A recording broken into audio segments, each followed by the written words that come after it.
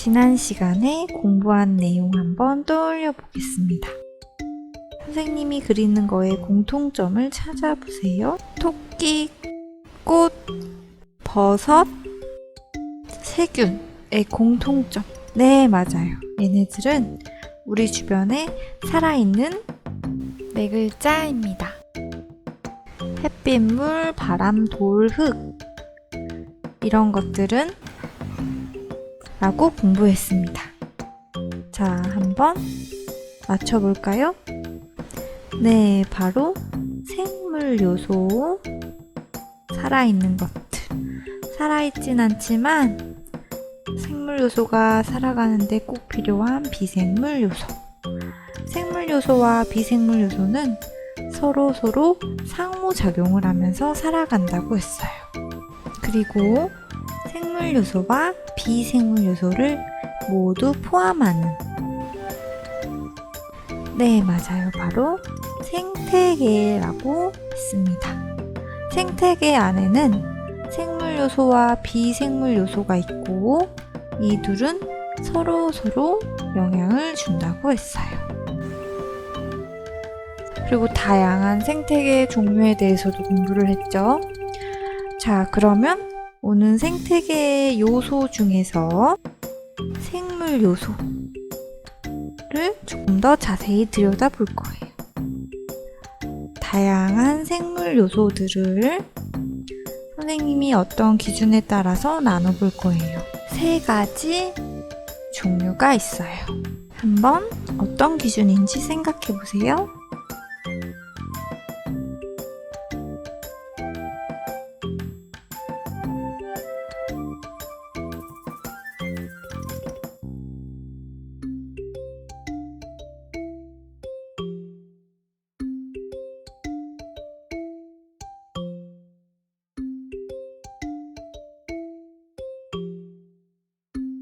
어떤 기준에 의해서 이렇게 3가지로 나누어 보았어요. 자, 어떤 기준일지 한번 생각해 볼까요?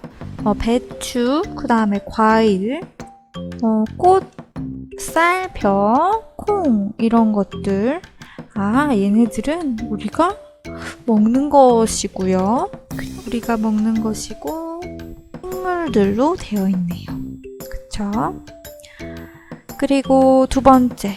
물고기, 나비, 애벌레, 참새, 다람쥐. 얘네들은 공통점은 동물이라는 공통점이 있어요.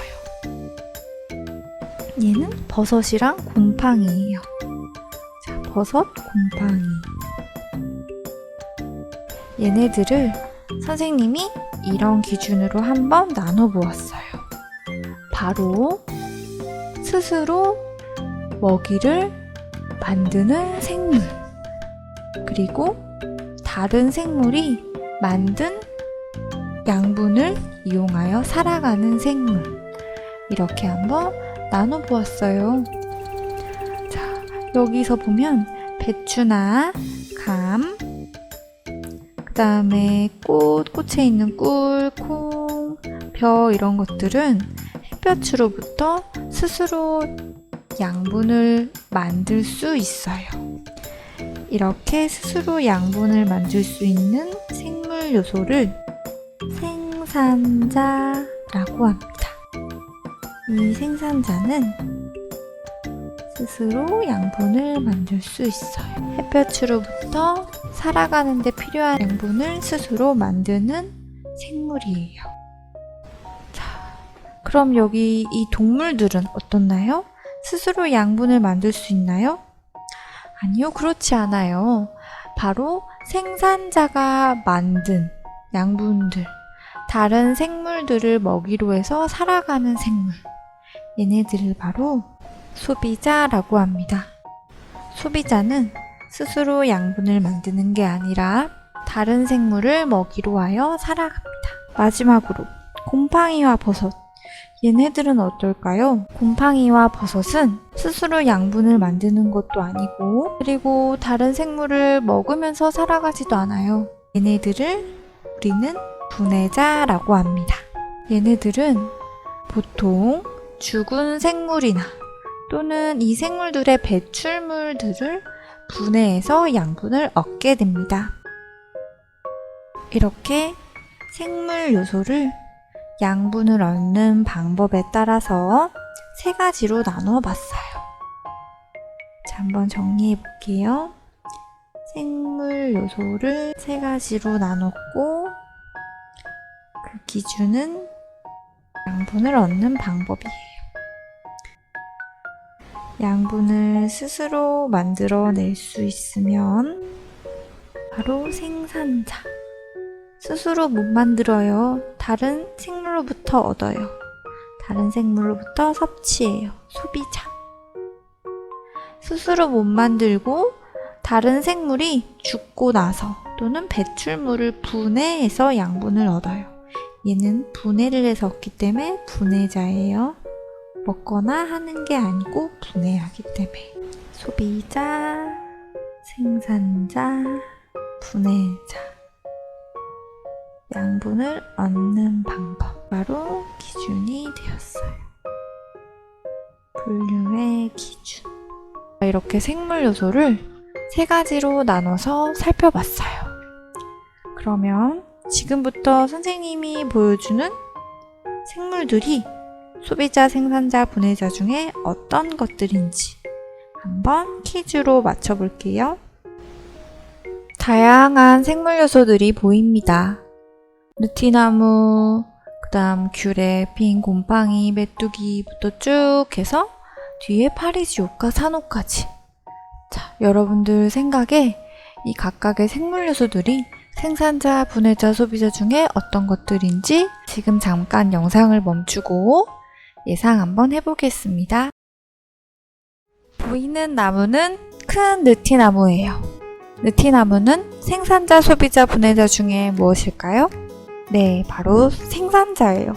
선생님, 저희는 뭐 나무 먹는 거 아닌데요? 우리는 먹지 않지만 나무에 사는 수많은 곤충들, 뭐 새들도 그렇고 나무의 수액을 먹는 동물들이 있죠. 나무는 생산자입니다. 나무는 스스로 햇볕으로부터 광합성을 해서 양분을 만들죠. 그 다음에 귤이에요. 맛있는 귤에 지금 곰팡이가 폈네요. 자, 이 곰팡이는 바로 분해자예요. 곰팡이는 스스로 양분을 얻지 못하고 이렇게 귤이 점점 상해가면은 그 귤을 분해하면서 계속 번식하고 양분을 얻습니다. 그 다음 메뚜기예요. 메뚜기는 네, 맞아요. 소비자예요. 메뚜기는 뭐 우리 곡식들 잎을 갉아먹으면서 양분을 얻습니다. 그 다음에 바다에 있는 미역. 미역은 생산자예요. 식물은 다 생산자다라고 생각하면 되고 바닷속 식물도 마찬가지겠죠? 그 다음 배추잎나비. 배추잎나비는 맞아요. 소비자예요. 꽃에서 꿀을 얻죠. 그리고 꿀을 제공하는 꽃은 생산자가 되겠고요. 그 다음에 버섯입니다. 버섯은 헷갈리기 쉬운데 버섯은 식물이 아니에요. 버섯은 햇볕으로부터 스스로 양분을 만들 수 없어요. 그래서 식물 속에 있는 뭐 당이나 녹말 이런 데서 분해해서 양분을 얻는다고 해요. 네. 그리고 벌입니다. 벌은 당연히 소비자죠. 네. 그리고 사자. 사자도 소비자예요.